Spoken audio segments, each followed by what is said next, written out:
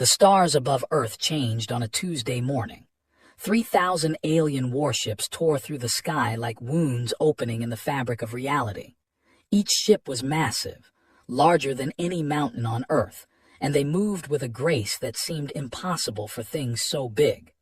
They arranged themselves in perfect lines above the planet, blocking out the sun over entire continents. General stood on the command deck of his flagship, the Eternal Conquest. He was tall, even by the standards of his people. His body was covered in hard plates the color of dark stone, and 4 powerful arms hung at his sides. His face had no nose or lips, only a set of clicking mandibles and 2 large compound eyes that saw in spectrums humans could not imagine. He had conquered more than 100 worlds in his long career. He had crushed civilizations that could bend space and create stars. This small blue planet would be nothing. His adjutant, a younger officer named, approached with a data tablet. "General, we have completed our scan of the planet. Population approximately 8 billion. Technology level is quite primitive."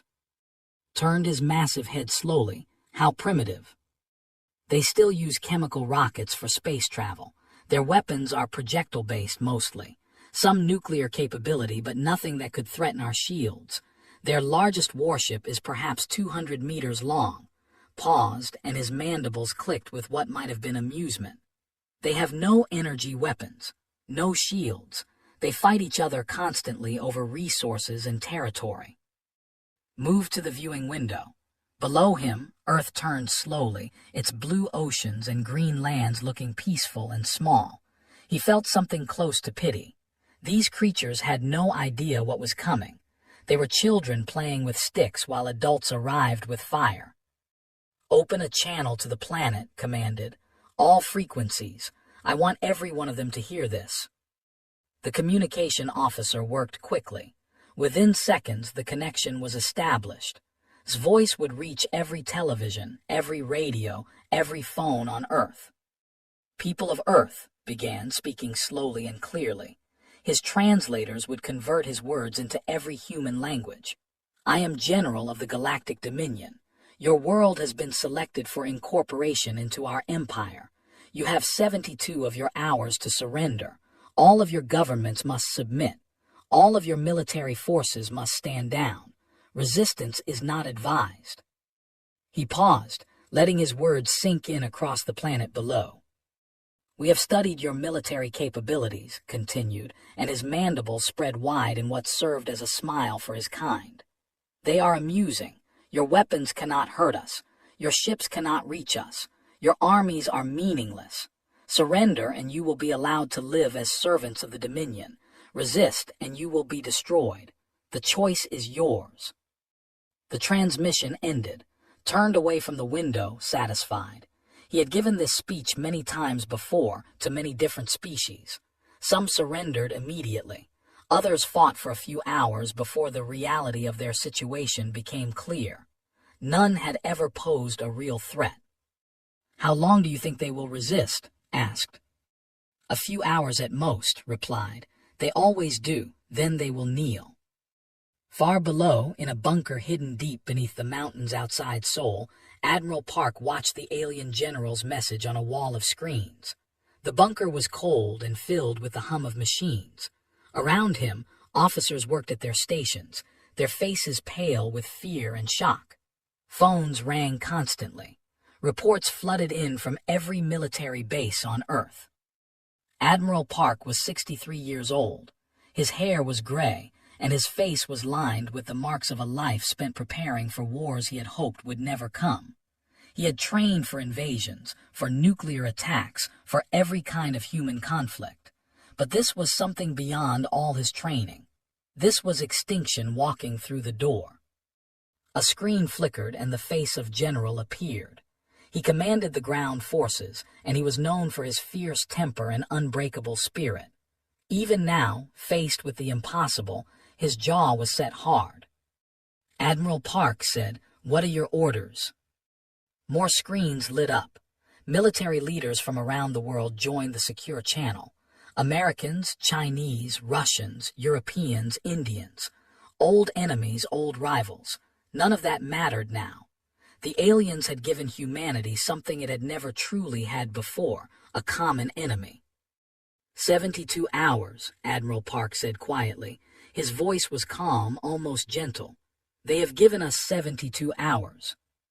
To surrender, said General, they expect us to give up. They expect us to be afraid. This came from Colonel Jinnah, Chief of Strategic Operations. She was younger than the others, a woman with sharp eyes and a sharper mind. She had spent her career studying threats that no one believed would ever come. Now those threats were real, floating above their heads like death waiting to fall. We are afraid, Admiral Park replied. Only fools would not be afraid, but fear is not the same as defeat. Fear can make us careful. Fear can make us clever.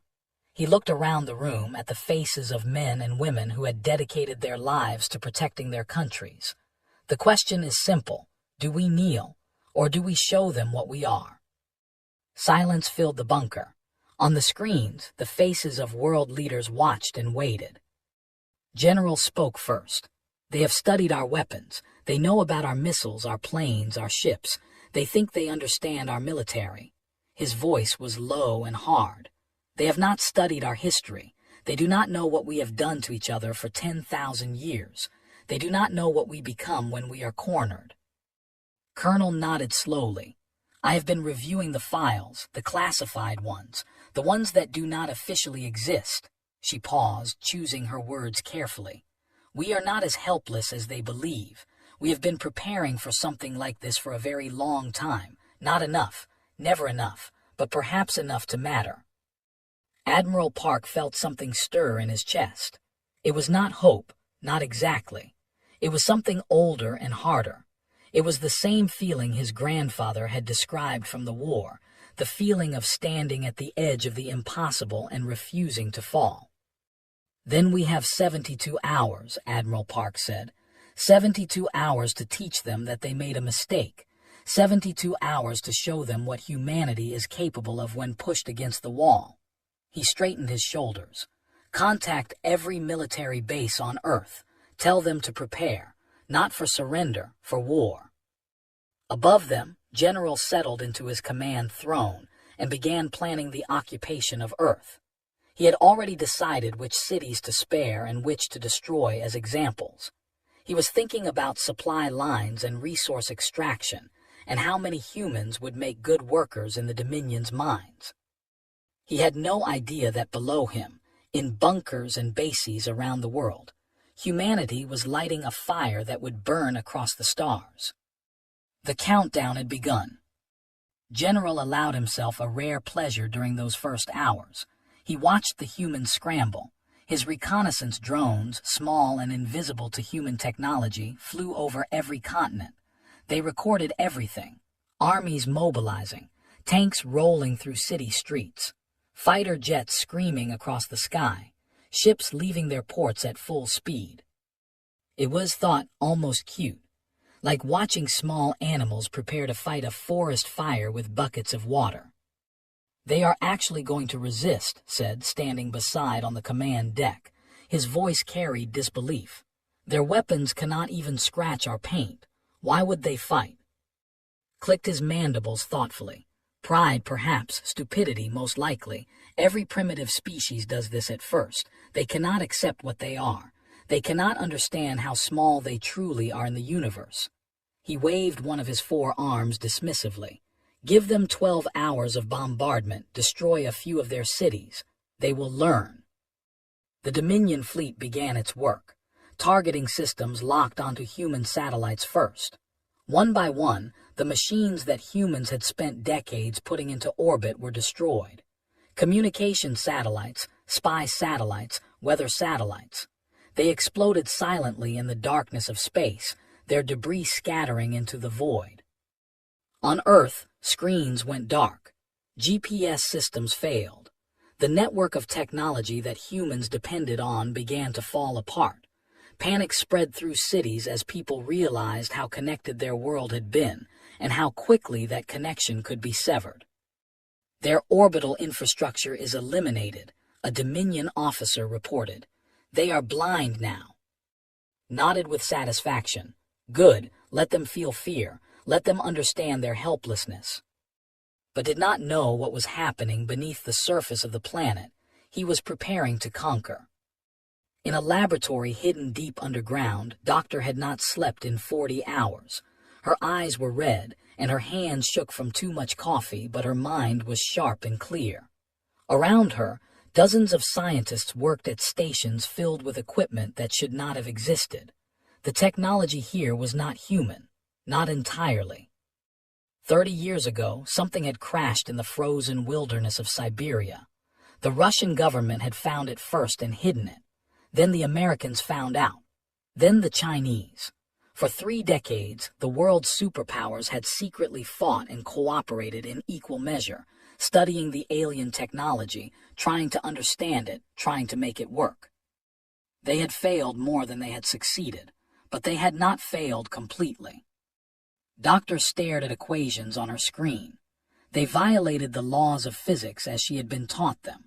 They described energy states and field effects that should have been impossible, but the fragment of alien technology on the table beside her proved that impossible was a flexible word.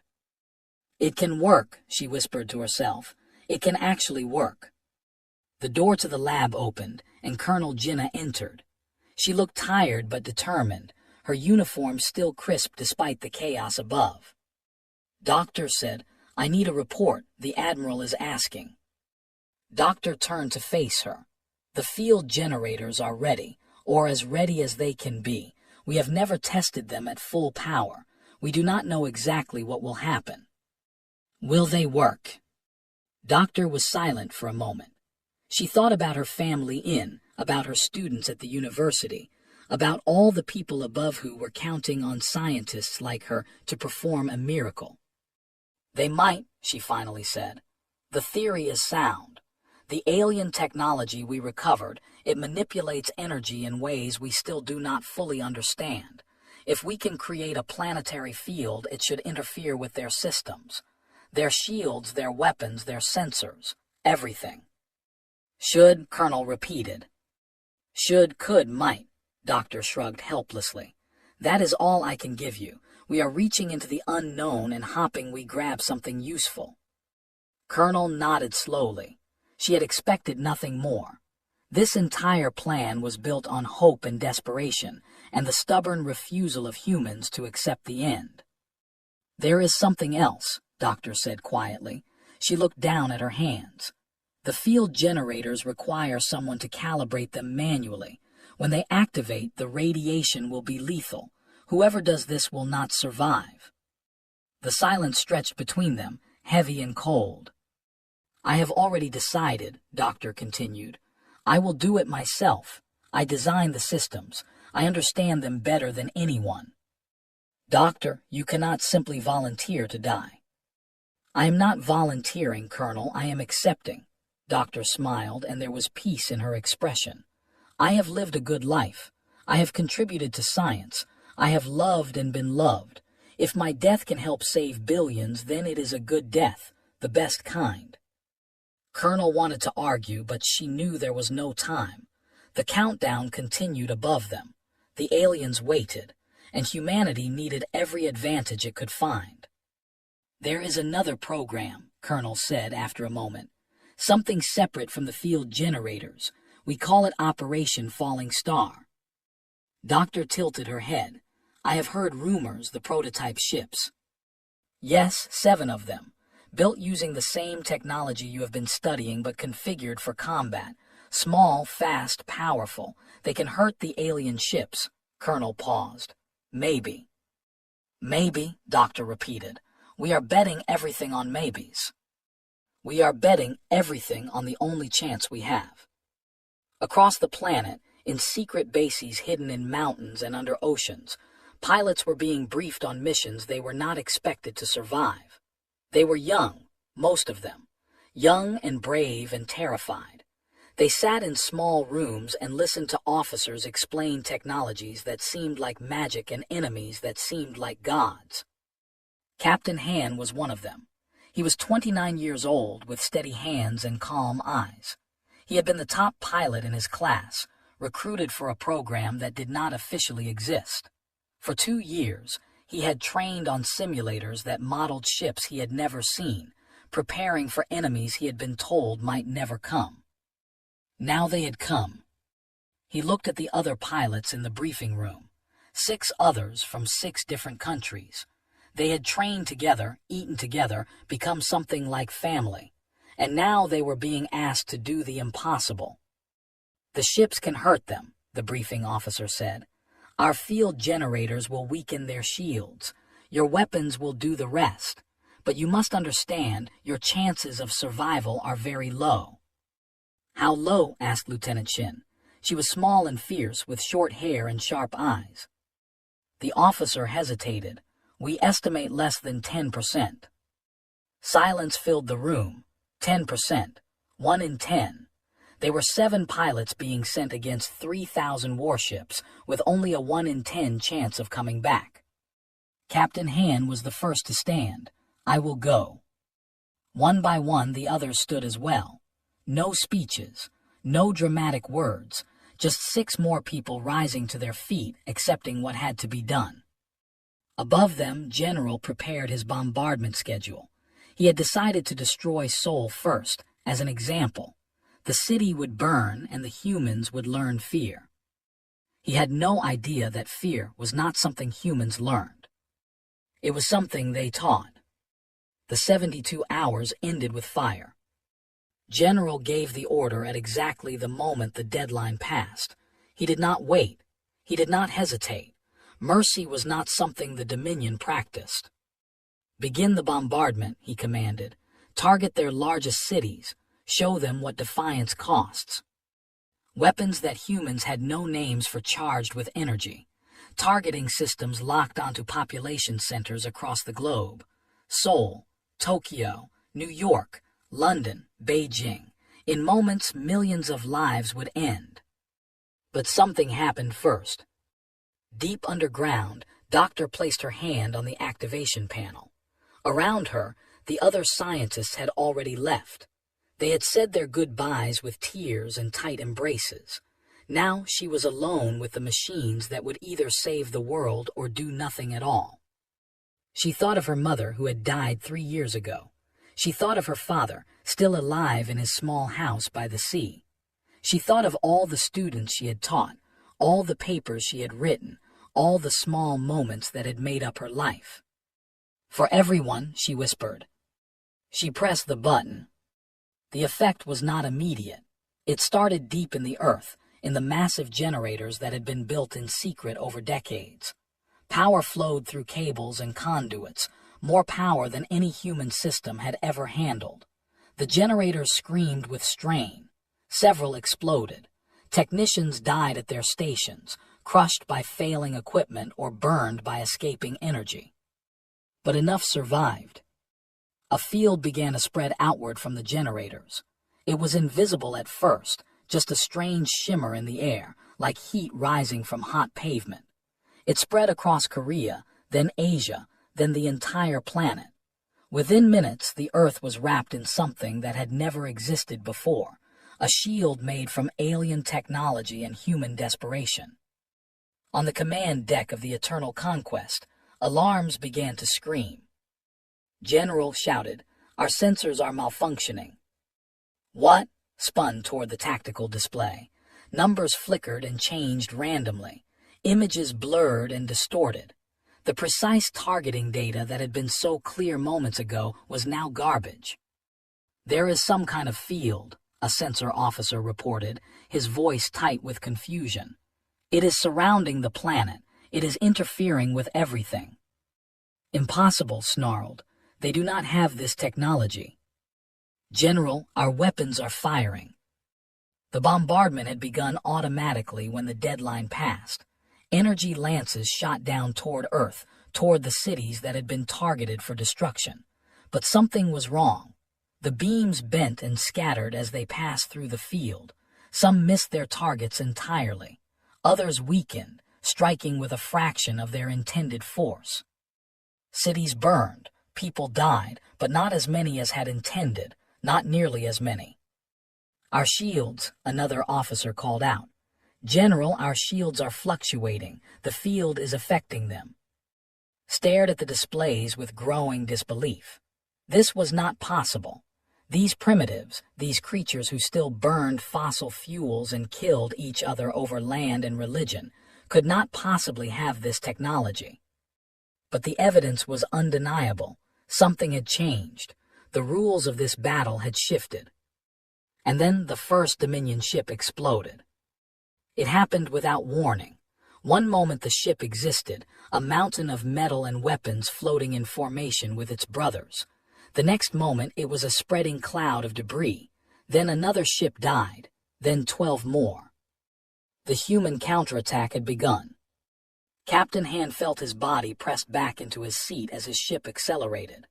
The craft was small, barely larger than the fighters he had trained on for years, but it was faster than anything humanity had ever built. It moved through space like a knife through water, smooth and deadly. His displays showed him things he barely understood. The alien ships, which had seemed invincible hours ago, now showed weaknesses, gaps in their shields, stress points in their armor. The field that Doctor had died to create was doing its work, and the impossible was becoming possible. "All pilots," Colonel's voice came through his communications. She was far below in the bunker, watching everything on screens that could barely keep up with the action. "You have your targets. Good luck, and thank you." Did not reply. There was nothing to say. He picked his target, the largest ship in his sector, and dove toward it. The Dominion point defense systems tried to track him. They were the best in the galaxy, designed to destroy missiles and fighters and anything else that threatened the fleet. But the field that surrounded Earth confused them. Their targeting was off by fractions of a second, fractions of a degree. Against normal enemies, it would not have mattered. Against Captain Han, flying a ship that moved faster than anything they had ever encountered, it mattered very much. He passed through their defensive fire like a ghost. Weapons that should have destroyed him missed by meters. He felt impacts against his shields, but they held. The alien technology that powered his ship protected him just enough. He reached the enemy vessel and fired everything he had. The explosions tore through the alien ship like fire through paper. Systems failed. Compartments decompressed. Thousands of Dominion soldiers died in moments, never understanding what had killed them. Pulled away, his ship shaking with damage but still flying. On his display, he saw that 2 of his fellow pilots were already gone. Their signals had simply vanished, replaced by debris fields. Lieutenant Shin was still alive. Her voice came through the communication channel, tight with strain but steady. "There are too many of them. We cannot do this alone." "We do not have to destroy them all," replied. "We just have to make them bleed. We just have to show them that they can die." He turned his ship toward another target and flew back into the fire. On the surface, the war was just as brutal. Dominion landing parties had begun to descend, hopping to secure key positions before the humans could organize. They expected easy victories against primitive soldiers with primitive weapons. They were wrong. Generals stood in a command bunker outside Seoul, watching reports flood in from across the country. The aliens were stronger than humans. Their armor was better. Their weapons were deadlier. But they were fighting on human ground now, and humans had been fighting on this ground for thousands of years. "They are advancing through Sector 7, an officer reported. "Their armor is resistant to our standard weapons." "Then use the non-standard ones," replied calmly. "The bunker buster missiles, the thermobaric charges, everything we have been saving." "Sir, those weapons will cause massive collateral damage." "I know," his voice was hard. "Do it anyway." The explosions lit up the night sky. Entire blocks of the city were destroyed, but so were the alien landing parties.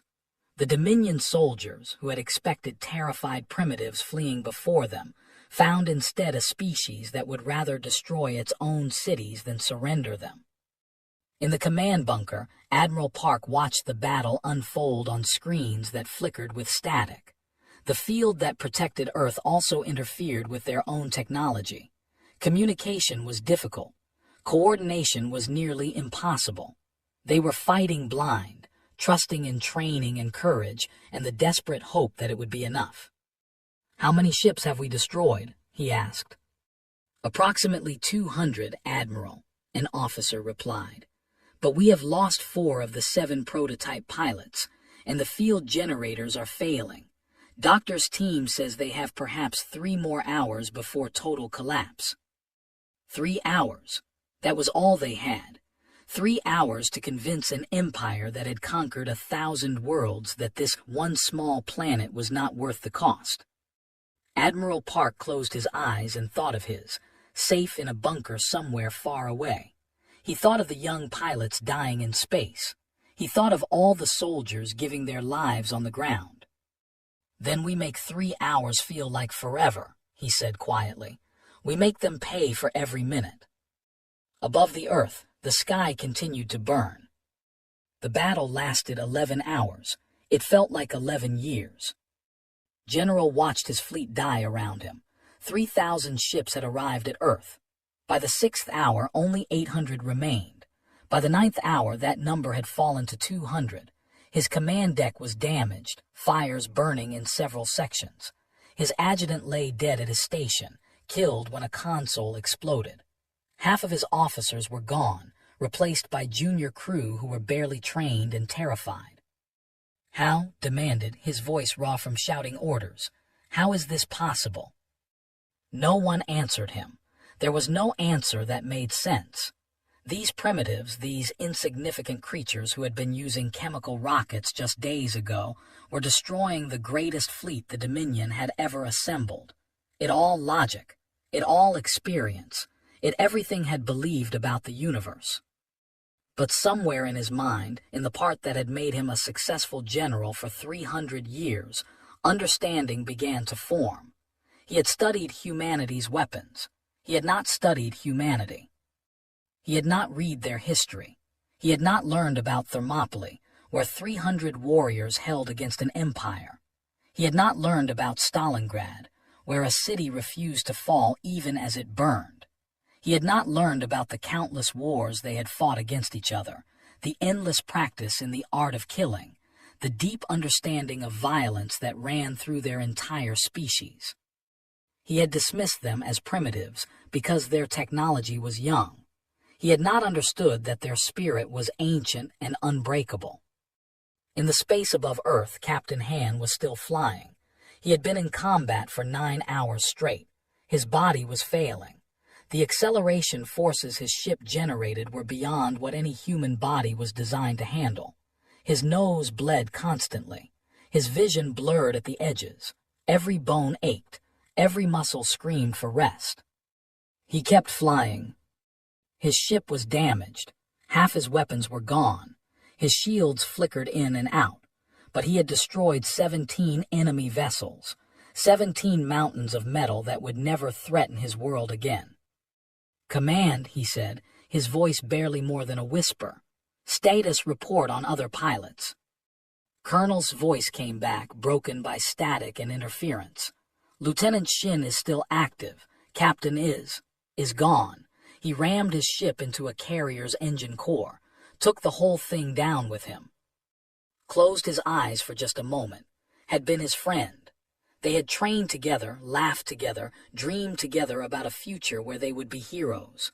Now was stardust, scattered across the void. His family asked. "They are safe. They know what he did." Opened his eyes. On his display, he could see Lieutenant Shin's ship, damaged and struggling but still fighting. Beyond her, the remaining Dominion ships were trying to regroup. They were confused, frightened, their confidence shattered by 11 hours of impossible resistance. It was voice, tired but calm. "My reactor is critical. I have maybe 10 minutes before it fails completely." "Fall back," said immediately. "Return to base. We can repair your ship." "There is no time, and you know that even if there was, we do not have the parts." She paused. "There is a carrier 300 kilometers from my position. It is their command ship, if I can reach it." No, it is my choice, my decision. Her voice was soft, almost peaceful. I have thought about this. I have made my peace. Tell my mother that I love her. Tell her that I was not afraid. But her ship was already moving, accelerating toward the massive carrier. Point defense fire reached out to stop her, but her ship was too fast, too small, too determined. She weaved through the fire like a dancer, her damaged vessel giving everything it had left. Watched helpless as she closed the distance. For Earth, said, her final words broadcast to everyone who could hear. For everyone I love. Her ship struck the carrier's bridge at full speed. The explosion was blinding, a new sun born and dying in the same moment. The carrier shuddered, then broke apart, its massive form splitting into pieces that tumbled away into space. Flew on, alone now, the last of the 7 pilots who had been chosen to defend humanity. On the surface, the ground war reached its terrible peak. Dominion forces had landed in dozens of locations, trying to establish control even as their fleet died above. They were met by soldiers who should have been outmatched in every way. Sergeant Park was 24 years old. He had joined the army to pay for his education, never expecting to fight in a real war. Now he crouched behind the rubble of what had been a shopping mall, watching alien soldiers advance through the smoke. They were terrifying, tall and armored, with weapons that fired beams of light instead of bullets. His rifle felt useless in his hands. His training felt meaningless. Everything he had learned about combat seemed like a joke compared to what he faced. But he did not run. Around him, other soldiers waited. Young men and women, most of them as scared as he was. They had all seen friends die in the last few hours. They had all lost something. But they were still here, still fighting, still refusing to give up. On my signal, Sergeant Park whispered. We hit them from all sides, use the explosives, aim for the joints in their armor. Sergeant, those explosives will kill us too if we are too close. I know, we do it anyway. The attack was brutal and short. Park and his soldiers emerged from their hiding places and charged at the alien line. Grenades flew. Rifles fired. Bodies fell on both sides. Park felt something hit his shoulder, a burning pain that nearly dropped him, but he kept moving. He reached an alien soldier and drove his combat knife into the joint at its neck, where the armor was thin. The creature screamed, a sound unlike anything human, and collapsed. Park pulled his knife free and looked for the next target. When the fighting ended, 8 of his 12 soldiers were dead. The aliens were all destroyed. Park sat among the bodies, bleeding and exhausted, and wondered how long they could keep this up. Across the world, similar scenes played out. In cities and fields and forests, humanity fought with everything it had. They used bombs and bullets in bare hands. They sacrificed themselves to buy minutes, seconds, moments of survival. They died by the thousands, then the millions, their blood soaking into the earth they were defending. And slowly, impossibly, they began to win. General received the reports with growing horror. His landing parties were being destroyed, not defeated, not pushed back, but annihilated. The humans did not surrender. They did not retreat. They fought until they were dead, and sometimes they kept fighting even then, rigging their own bodies with explosives to take enemies with them. This is madness, he whispered. What kind of species does this? The answer came not in words, but in the continuing destruction of his fleet. The sky burned with the death of Dominion ships, each one a monument to his failure, each one proof that he had underestimated his enemy in the worst possible way. In the bunker beneath Seoul, Admiral Park watched the casualty numbers climb. 800 million dead, perhaps more. The number was too large to truly understand, too massive to process. Every number represented a life, a family, a story that would never be finished. But the aliens were retreating. Admiral, an officer said, her voice shaking with exhaustion and disbelief. The remaining Dominion ships are withdrawing. They are forming up around their flagship. Admiral Park stared at the display. Perhaps 50 ships remained from the 3,000 that had arrived. 50 ships, and one general who had learned a lesson that no one in the galaxy had ever taught him before. "Do we pursue?" General asked. He was wounded, his arm in a makeshift sling, but he had refused to leave the command center. Admiral Park thought about it. They could press the attack. They could try to destroy every last alien ship. But at what cost? They had already paid so much. They had already lost so much. "No," he said finally. "Let them go. Let them tell the others what happened here. Let them spread the word about what humans are capable of." The Dominion fleet began to move away from Earth, leaving behind the wreckage of their invasion and the bodies of their soldiers. General stood on his damaged command deck, staring at the blue planet that had destroyed everything he believed about the universe. He had one final task before he left. When it was over, humanity counted its dead, 847 million. The number was too large to say out loud, too massive to hold in a single thought. Every family on Earth had lost someone. Every city had its graves. Every nation had its memorials. But they were still standing. The last act of the battle had been the most personal. General's flagship, damaged and dying, had not been able to escape. Its engines had failed as it tried to withdraw, leaving it drifting helplessly in Earth's orbit. Admiral Park had sent boarding parties, thousands of soldiers in hastily modified suits, carrying weapons that should not have worked against Dominion armor. They died by the hundreds, pushing deeper into the alien ship, corridor by corridor, room by room. The Dominion soldiers fought with the desperation of creatures who knew they were already dead. But the humans kept coming, an endless wave of determination that could not be stopped. Sergeant O was the one who found General. She was 26 years old, a small woman with steady hands and eyes that had seen too much death in the last 24 hours. She had lost half her squad getting this far. Her rifle was nearly empty. Her armor was cracked and burned. But she was still standing. Waited for her in his command chamber. He was alone, his guards dead, his empire's pride scattered across the stars. He stood tall, his 4 arms at his sides, his compound eyes watching her approach. "One of you," he said. His translator rendered his words in perfect Korean. "One small creature come to kill me." Raised her rifle, "Yes." "Do you know what you have done, what your species has done?" The mandibles clicked slowly. "The Dominion has conquered 1,000 worlds. We have crushed civilizations that could create stars, and you have destroyed us." "Good." Made a sound that might have been laughter.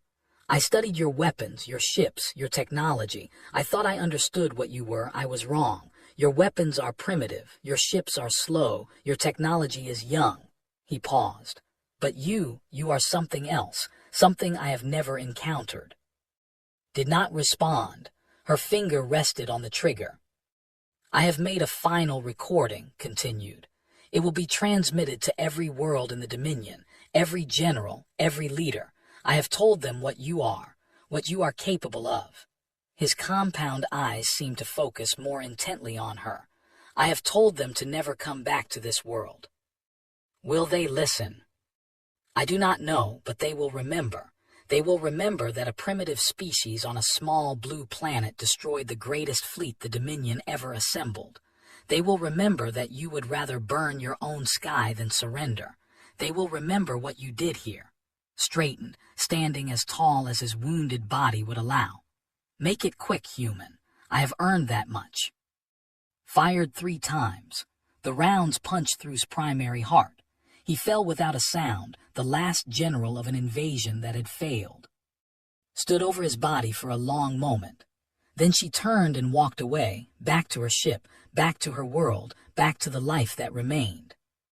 In the weeks that followed, they found his final recording. It had been transmitted automatically when he died, sent racing across the galaxy at speeds humans could barely comprehend. Scientists translated it, and the words spread across Earth like wildfire. I have committed the gravest error a commander can make, had said. I estimated my enemy's capabilities and ignored their nature. We studied their technology and dismissed them. We should have studied their wars. We should have studied their history. We should have read their poetry about death, their songs about sacrifice, their stories about standing against impossible odds. This species does not surrender. This species does not break. When you corner them, they do not plead. They burn everything, themselves included, to take you with them. They call themselves humanity. Remember that name. If any of my people hear this, remember it, and never come back to this world. Let them have their pale blue planet. They have earned it. 3 years later, on the anniversary of the victory, Admiral Park stood before the Global Memorial in Seoul. It was a wall of names, stretching to the horizon in every direction. 847 million names, carved in stone that would stand for centuries. He was 70 now. His hair was white. His body was tired in ways that sleep could never fix. He had attended more funerals in the last 3 years than he could count. He had spoken at ceremonies for heroes who would never grow old. He had held the hands of parents who had lost children, children who had lost parents, lovers who had lost everything. But he kept standing. That was what humanity did. A small girl approached him, tugging at his uniform sleeve. She could not have been more than 6 years old, with bright eyes and a curious expression. "Are you the Admiral?" she asked. "I am. My grandmother says you saved the world." Admiral Park looked at the wall of names. He thought of Captain Han, who had survived the battle and now commanded the new defense fleet that patrolled Earth's orbit. He thought of Lieutenant Shin, whose name was carved on this very wall, who had given everything so that children like this one could grow up free. "No," he said softly, "they saved it." He gestured at the names. "All of them, they saved it. I just had the honor of watching." The girl considered this with the seriousness that only children can manage. Then she nodded, apparently satisfied with the answer, and ran back to her parents. Admiral Park remained, standing vigil under a sky that had finally stopped burning. The stars were still there. The galaxy was still vast and dangerous. The Dominion was weakened but not destroyed. Other empires existed, other threats waited in the darkness between stars. They would come eventually. They always did. But humanity would be waiting. Not with fear, not with despair, not with the innocence they had possessed before the invasion. That innocence was gone forever, burned away with the 800 million who had died to defend their world. What remained was something harder, something fiercer, a species that had looked into the face of annihilation and had refused to blink. A species that had paid the highest price imaginable and had emerged still standing. They had learned something about themselves in those 11 hours of fire. They had learned that they were capable of more than they had ever imagined. More courage, more sacrifice, more stubborn, unbreakable determination to survive. The galaxy thought they knew what humanity was. They had studied their weapons and their ships and their primitive technology. They had dismissed them as children playing with sticks. They had been wrong. Humanity was not their weapons. Humanity was not their ships. Humanity was the fire that burned in their hearts, the refusal to accept defeat, the absolute certainty that they would never, ever give up. General had learned this lesson too late. Others would learn it in the years to come, as humanity spread beyond their single small planet, as they built new ships and new weapons and new alliances, as they became what they had always had the potential to be. Admiral Park watched the sun set behind the memorial, painting the sky in shades of orange and red. It looked almost like fire, he thought, almost like the sky had burned on that terrible day when everything changed. But the burning was over now. The night was coming, filled with stars and challenges and futures no one could predict. And humanity would face it all together, unbowed and unbroken, as they always had, as they always would. The war was over, the universe was watching, and humanity was just getting started.